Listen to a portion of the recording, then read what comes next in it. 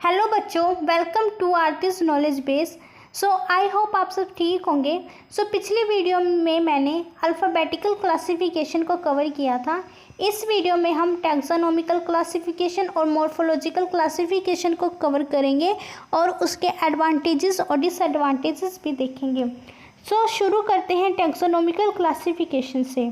Taxonomical classification में हम living things को ग्रुप करते हैं उनकी सिमिलैरिटीज़ और डिफरेंसेस के बेस पर।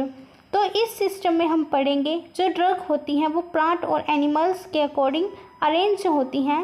वे कुछ टर्म्स में डिराइव्ड होती हैं, जैसे प्लांट्स हो गया, जैसे फाइलम हो गया, ऑर्डर हो गया, फैमिली हो गया, जेनेरा हो गया, स्पीशीज़ हो गया, सब स्पीशीज़ हो गया। ये सिस्टम प्लांट्स की कैरेक्टरिस्टिक्स के बेस पर सही हो सकता है, मतलब ये प्लांट्स के मॉर्फोलॉजिकल करैक्टर और एनाटॉमिकल स्ट्रक्चर के बारे में बताता है। और मतलब कि ऑल प्लांट जो होते हैं वो यूज़ नहीं होते एज ए मेडिसिनल पर्पस के लिए, मतलब कुछ प्लांट होते हैं जिनकी हम मेडिसिन्स बनाते हैं। अब हम एग्जांपल देख लेते हैं, जिसमें मैंने एग्जांपल दिया हुआ है ग्लाइसराइजा का, जिसमें मैंने ग्लाइसराइजा का phylum, division, class, order, family, सब फैमिली, जीनस, स्पीशीज़ लिखा हुआ है।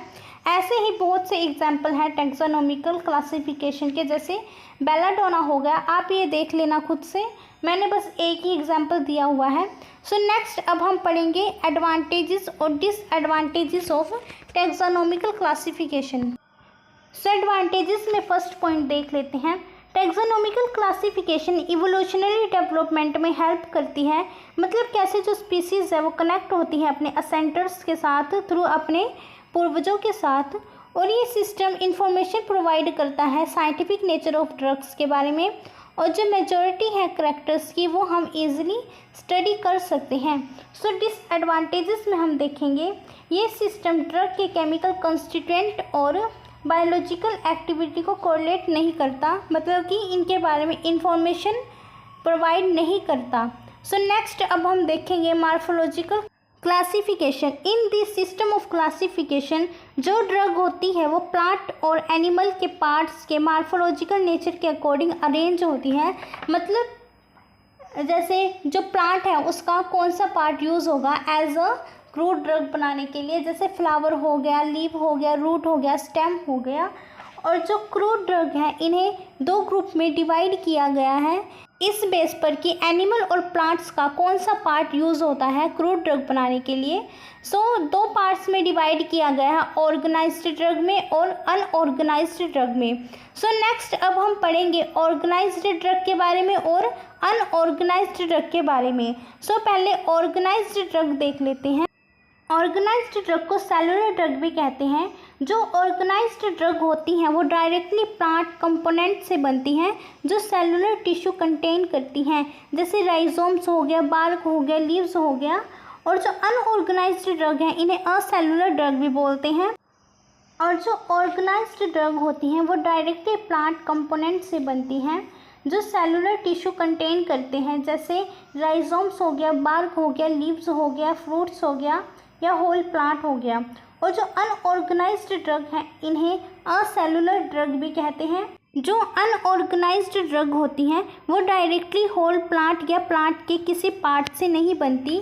ये ड्रग इंटरमीडिएटरी फिजिकल प्रोसेस से बनती है, जैसे कटिंग हो गया, ड्राइंग हो गया या वाटर एक्सट्रैक्शन हो गया, मतलब प्लांट से क्रूड ड्रग को एक्सट्रैक्ट आउट करते हैं थ्रू फिजिकल प्रोसेसेस, जैसे कटिंग हो गया, ड्राइंग हो गया, इंसिजन हो गया, वाटर एक्सट्रैक्शन हो गया। अब हम देखेंगे डिफरेंस बिटवीन ऑर्गेनाइज्ड और अनऑर्गेनाइज्ड ड्रग।